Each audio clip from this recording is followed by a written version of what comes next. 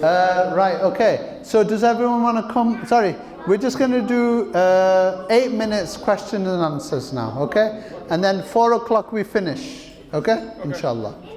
Right, okay. Because I think, we need to build up your stamina level slowly, inshallah. Okay. Right, young men, young women, come on, let's sit down. Okay. Bismillah walhamdulillah. As-salatu wassalamu ala Rasulillah.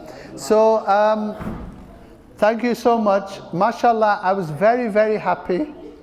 Very, very happy with the answers you gave. Dawah is, if you're not familiar with it, it's not easy. But the more you do it, the more familiar you become. But MashaAllah, already, I feel you're already starting on a good level. Yes? I've been to many masajids over many years. I've been to many, many places, and we've done dawah training like this. And, many times people were there and they didn't know any answer. They didn't know what to say. They had no idea. But mashallah, many of you came up with very, very good answers. So please don't feel like you didn't know anything. Mashallah, you know already plenty. Many of you should be ready to start doing dawah from tomorrow, okay? So that's the first thing. So what we're going to do is we're going to end just with some quick questions and answers. And then the good thing about asking a question, instead of just coming direct to me, when you ask a question, everyone can benefit from the question and answer. So why don't you go first, young man? Yeah. There's this friend in school. He's Okay. There's this friend at school, he's a Christian. Yes. We were debating about the resurrection and the crucifixion Yes. of Jesus. But how can I change that into inviting him into Islam? Okay. So with Christians, we're going to cover a whole day on Christianity, but very simple. Say, look, what's your religion based on? What is your religion based on? Do you want me to follow your religion because it's logical? Or do you want me to follow your religion because you believe the Bible is correct? Yeah? If they believe the Bible is, because they've got all this from the Bible. So you say, okay, how can you believe a book which has been changed so many times? We do not even have the Bible in the original language of Isa alayhi salam. So Jesus, peace be upon him, just ask your friend, could you give me the Bible as Jesus gave it to us in his language? His language is Aramaic. We have no Aramaic Bible, none. Whereas we have a Quran in the same language that it was revealed in to the Prophet Muhammad ﷺ in Arabic, yes? So that's the first thing. Second thing is, how is it logical that God is on the cross and God is on the cross dying while the universe is continuing? Isn't it? So you say, Christians say, you need God to run the universe. But God's on the cross dying. So how's the universe being created? Run. Yeah? So those are basic steps you start with. The Bible is not authentic because it's even in Council of Nicaea, 325 AD, they couldn't even agree what should be in the Bible and what shouldn't be in the Bible. And the Roman emperor decided what to put inside. So even their own biblical scholars accept that the Bible has been altered over time, whereas Quran hasn't been changed. Yes? He told me, how do you have proof that the Bible's been changed? Because their own scholars accept. For example, we don't have Bible in the language of Jesus. We only have translations. Yeah? When a human being translates, they will do it in a bias according to their own bias. Yeah? And also the Romans forced certain parts of the Bible out and certain parts in 325 AD. Remember this date. 325 AD. Sorry. Yeah. Next. So I've got this question I wanted to ask about. I was one of our sisters, my sister in particular, not wearing a hijab. So I've been trying to talk to her about why it's important for Yes. chose to do that now. But I don't know how to say it to her until she gets it in like a not so offensive way. Oh yeah, sure. So again, it goes back to belief. So if she really, really believes that Allah will hold her accountable in this life for obeying His rules or not obeying His rules, then she herself will start, doing more. It's usually, if your iman isn't high, then you don't often pray, you don't fast, you cheat in business, So usually it's an iman problem. So what I would say there is basically it's important for you to talk to her in a good way and say to her, look, at the end of the day, every hour, every minute, every second, we're being watched, and God expects us to live in a certain way. She'll find many, many advantages from wearing a hijab. She'll be respected more. People won't look at her just based on her beauty. They will look at her as an individual, as a person, as an intelligent person, So she will have a lot more respect. And in the Quran as well, it says, tell the believing women to cover themselves so that they do not be harassed, isn't it? And they be recognized. Tell her this is part of our identity. We're proud of being Muslim. This is your way of showing, not just to Allah, but all the people, that you are proud of your own religion, yes? And the other thing is, it's less hassle. She doesn't always have to do stuff to her hair. You just put hijab on, no one knows what's going on underneath. Okay, right, okay. So this, sorry, we got a few questions. This young man had his hand up first. I have to be fair, even though he is my son. Right, go on. If someone's really angry, how can you calm them down? Oh, this is a good question, yeah? They may come to you and they're very, very angry, like exploding, They might be very mad. So I'm going to tell you a quick story. During the Olympic Games, we trained people for the Olympics, 24-12, I think it was, Olympic Games. We had a Hindu guy from India came. He'd been brainwashed against Muslims. And he came and he was shouting, "You Muslims! You're this, you're bad, you're evil people, I hate you." He was saying, "I want to kill you people," yeah? They were trained, mashallah, our brothers were trained. They stayed quiet. They didn't say a word. They let him shout. So when they're angry, let them shout. Stay calm.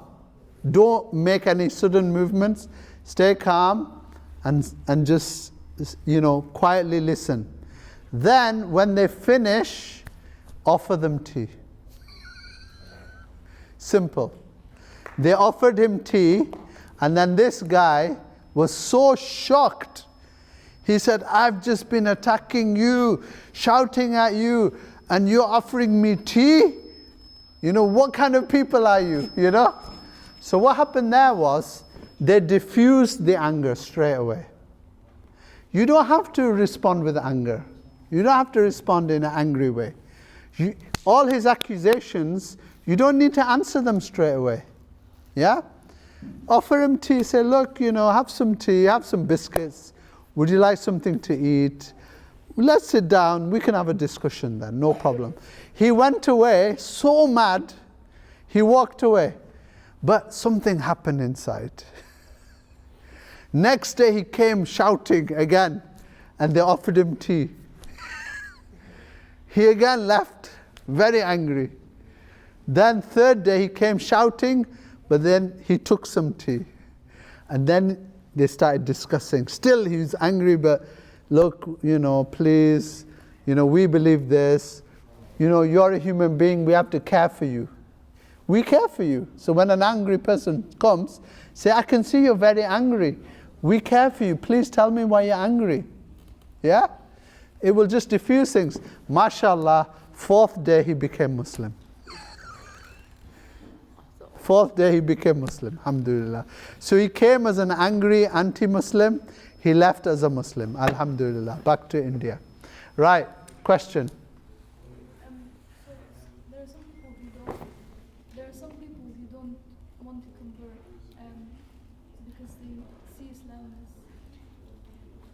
Yeah.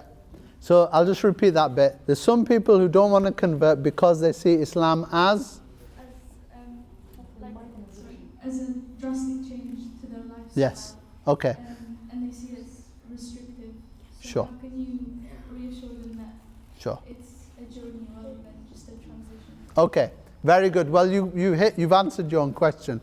Remember, it's a journey. So what you say is, look, before you might be in a job, you might be in a pharmacist, yeah?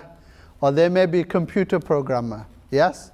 Or they may work in a school as a teacher, or they may work in Greg's, isn't it? Like Mark worked in Greg's.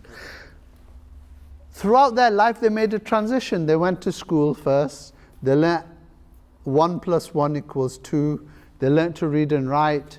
They learned slowly, they built up their skill levels, and then they started doing those things.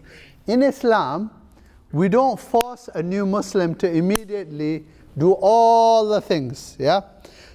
For us, the most important thing is belief. And what you should be doing is having a discussion with them about the beliefs. Because if it's on Tawheed, then that discussion is going to be useful. If they're saying, oh, this is hard, that's hard, this is too much, it's not useful discussion. You could say, look, for me, as a Muslim, I'm growing. My practice is improving. Even my practice can improve. I want to be a better Muslim. And slowly, that's what I'm doing, So in the same way, the answer you give to them is, if you became Muslim, we hope you will, firstly, you'll get so much peace in your heart, so much happiness in your heart. You will now make a good relationship with the one who made you. When you become close and you start loving your God, you will want to please your God. You want to please Him, and you want to do the things that makes your God happy with you. Yes? And, just like you might want to make your mother happy with you, you do all the things your mother wants you to do, isn't it? You don't do it because she's forcing you to do it. You're doing it to make her happy, yeah? So it's the same with God. We want to make our God happy. We love our God. We want to make our God happy. And we want our God to be happy with us, So that's why. So Muslims should try and avoid this whole thing about this is forced, we're forced to do this is obligation on us. No, we love God. If one of you doesn't pray in your home, I don't know if you're praying. I can't grab you and start punishing you, can I? This is between you and your Allah. Yes. Okay, next. I think probably I will leave this question, maybe we'll ask it again in Yes. the atheist Yes. section. But I've met somebody who was 62 years old, very professional engineer, who agreed that he has a bad mind, okay, and he don't believe in God. He lives a very nice life, and he doesn't harm any person, and he's happy with his life. How do you start with this? So if you found someone who agreed that he has a very bad mind, I'm happy with what I'm doing. All right? And he said that to me. Yes. He said that to me. Okay. Sure. I don't believe in God, so Okay. it's, Sure. I don't have one Yeah. history. Okay. Can I top up as well on Islamic, because Yeah. it's the same direction Yeah. as well. It's somebody is afraid of this big change, and you're making him wrong all his life behind Yeah. him and there, and suddenly he's gonna have all these whammy thing telling him that, oh my God, you've done all that badly wrong. Yeah. Nobody wants to be wrong in it. Yeah, okay. So the first thing I would say about this is this. If you become Muslim, everything you did in the past is wiped. Yes? It doesn't count anymore, isn't it? Yes. So what he needs to learn is that, whatever you did in the past, you're not going to be held accountable for it if you became Muslim. You are like a newborn baby. You are like a new person born. It's like a new life for you. Yes? So don't worry about what happened in the past. That's the first point. Second thing is, you said he has like what you said, dumb mind. He told me that he has I know dull, but I have a dull mind. Dull, okay. He is a very professional engineer. So Sure, it's not, sure. So what here he sounds like this is a person who doesn't want to engage with you on a rational level. He sounds like someone who basically, it doesn't matter what argument you're going to give him, he's just going to say, I have a dull mind, I don't get this, leave it. So there you have to deal with it in an emotional way then. You have to approach him from the heart. So two ways. One is through your actions. So first thing is stay friends with him. Invite him to dinners. Invite him to Muslim gatherings. Invite him to meet other Muslims. See how much love you brothers have with each other, hugging each other, caring for each other. If anyone's ill, how you look after each other, how you cook for each other, you know. That will affect him because he's going to see that these Muslims have real brotherhood. They really care for each other, you know. They're not like individual selfish people. That's the first point. The second point is that when you care for him, you give him food, you give him, you know, you inviting him to your house, you know. Even though he's rejecting your religion, you're still showing him very much good behavior, constant. That's going to do something in there. That's going to affect him, you know. Even if his dull mind is affected, his heart will be affected by this. So, you know, this is your test as well. You got to have sabr here now, you know. You got to have patience. And some people, doesn't matter what you do, what you say, they're never going to believe, you know. That's up to Allah. But your job, your duty is to continue being good to him. And inshallah ta'ala, hopefully one day he will. And then, you know, maybe one day he'll start asking you questions. It might take a few years. Okay. Just be patient. Right. Maybe shall we do, young man, we have the youngest questioner today. MashaAllah, MashaAllah. MashaAllah, you got a question? No, he stuck his hand up.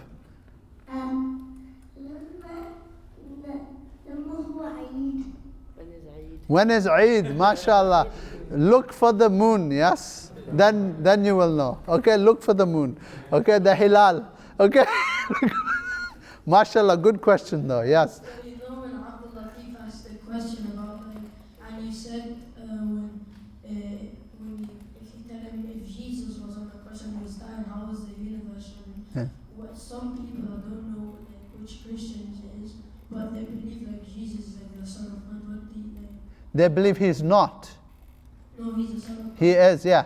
Yeah, so you can't say Yeah. that to the But Christians say, so what they say is this. When you say, okay, if he was Son of God, because do you know in the Bible, many parts of the Bible called many people Son of God. You know this? In the Bible, if you open, it will say so-and-so was a son of God, so-and-so was a son of God. Just do a Google search. Who are the different sons of God in the Bible? Yeah? Yeah. So, yeah, in Uzair and all these people. So they say sons of God. In the Old Testament, many people were called sons of God. Old Testament. In fact, they even said anyone who follows God is a son of God. Yeah? But what they say is, no, he is a special son of God. He is literally the Son of God. So that's the difference. So when they say he died on the cross, the Son of God, you say, so what died on the cross? What was it that was dying? Was it a human, so-called Son of God, or was it the actual God, Son, God's Son? Yeah? Because if it was God's Son who was dying, then that means 2/3 God was up there somewhere, and 1/3 God was dying. How was the universe running on 2/3? You know? And what did God's Son lose a third? And what happened to the rest? You know? Can I add Yeah, to that? yeah. Because I've been in a conversation Yeah. with one of the girls at work, and she raised that question, saying Jesus was Son of God, and why we Muslim, how we call because she had Muslim friends. Yes. So, and then she was told that Muslims refers to themselves like slaves of Yes. Allah. Yeah. And he says that's a very degrading name to use human beings as slaves. Yes. But I said to her, but because we can't call ourselves a son of God, Yes. because God doesn't have a son. No, he It doesn't. was very like Yeah. continuous. Yeah. So, for them, this thing about slave, remember, Arabic words don't always fully translate properly, yeah? So you can say slave, abd is slave, but you can also say servant, someone who accepts God as their, boss, isn't it? Yeah? So, this word is English word. Abd, actually, Abdullah is a very honorable term in Arabic. So you can say, look, it doesn't translate very well. Abdullah is a very honorable term. It's like saying the queen's servant, yeah? Queen servant is very different to normal servant, yeah? The servant of normal guy is different. Queen or king servant is very high level, yeah? Okay. Okay. So we'll make this last question. Is that okay? Yeah, last question. We're going to cover Christianity in a lot of detail. Yeah. So, just before we end, just last question. Just so everyone knows, inshallah ta'ala, the next teaching course is on the 17th of February. 17th of February. We're going to talk about misconceptions about Islam, negative things people say about Islam, how to answer, about women in Islam, Sharia. We're going to cover about so-called terrorism, all these things, the hudud punishments. We're going to cover all that next session, okay? And what we'll do is then on that's 17th and then 24th, the week after, we're going to cover atheism. All atheism. We're going to finish atheism, okay? Atheism finish on the 24th. Okay. So, sorry, we had last question with this brother, yeah. What do you say to an atheist who believes there's a God but isn't entirely sure? Yes. So these people are called agnostics. Agnostics. They're not called atheists. Atheist is someone who is convinced there is no God. Agnostic is someone who's not sure. Might be God, might not be God. Yes? But if he believes there's a God, he's not even agnostic. He actually believes there's a God. So what you can say is, look, so you believe in God? Great. Fantastic. That's a good start. But do you not think God made you for a reason? Do you not think God made you for a purpose? Do you not think God expects anything from you? Why would he make you, give you a brain, and then leave you alone? He, just like if you have a child, you're going to try and guide this child. You care about the child. Yes? It's your child. You want to do everything possible for the child to be happy in their life, be successful. So what God did was he made us and then he gave us the roots how to be successful. Yes? So that's fine. So we'll end it there, I think. Subhanallah wa bihamdika ashhadu an la ilaha illa anta astaghfiruka wa atubu ilayk. Allah, please accept from us, accept our sincere ibadah and, guide us in them. Ameen. All right.